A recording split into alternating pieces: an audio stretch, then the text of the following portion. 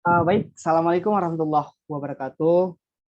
Perkenalkan kembali dengan saya, nama saya Jindin, NIM 1905-10192. Dengan melanjutkan materi-materi yang sebelumnya sudah saya jelaskan tentang hukum asuransi, di sini saya akan menjelaskan materi asuransi selanjutnya dengan judul asuransi rangkap dan reasuransi. Sebentar saya share screen. Ini dia. Baik, kita besarkan. Hukum asuransi, asuransi rangkap, dan reasuransi.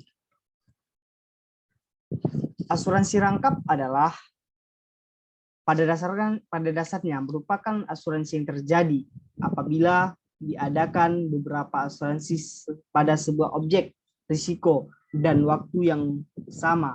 Asuransi dalam KUH dagang pada ini apa nih? Contoh dari asuransi rangkap adalah ketika mobil tersebut Tono mengangsurkan mobilnya ke dalam 3 perusahaan asuransi yang berbeda dengan objek yang sama berupa mobil sport dan risiko dan waktu yang sama, yakni apabila mobil sport tersebut rusak akibat kecelakaan. Nah, reasuransi. Kita beralih kepada reasuransi. Reasuransi adalah asuransinya perusahaan asuransi. Perusahaan asuransi memanfaatkan reasuransi untuk mengalihkan risiko ketidakmampuan finansial kepada perusahaan lain atau reasurador. Dengan demikian, beban yang ditanggung perusahaan asuransi dapat diminimalisir.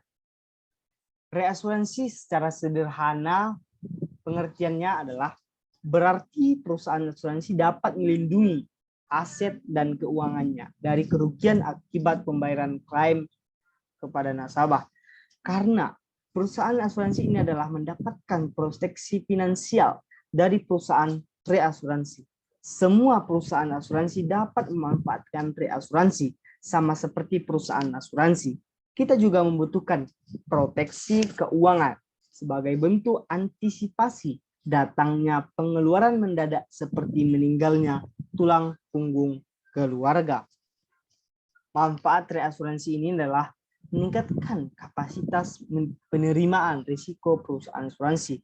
Yang kedua, menjaga stabilitas usaha suatu perusahaan.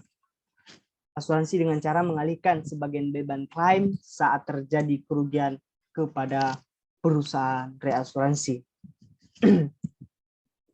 Cara kerja reasuransi.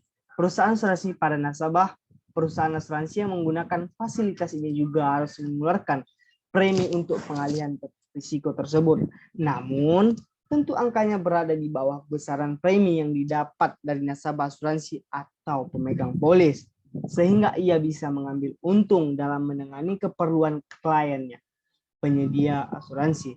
Beberapa perusahaan reasuransi bisa dalam menangani keperluan kliennya, penyedia asuransi. Beberapa perusahaan reasuransi bisa bergabung untuk mengelola reasuransi yang sama.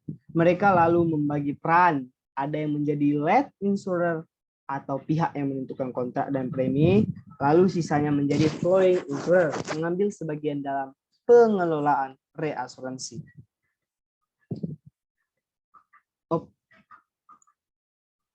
Sudah habis.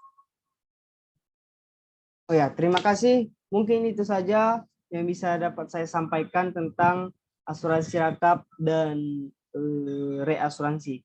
Jika teman-teman yang ada yang ingin bertanya, silakan komen di bawah. Dan jika video ini bermanfaat, silakan share, like, juga subscribe biar nilai saya tinggi. Terima kasih. Assalamualaikum warahmatullahi wabarakatuh.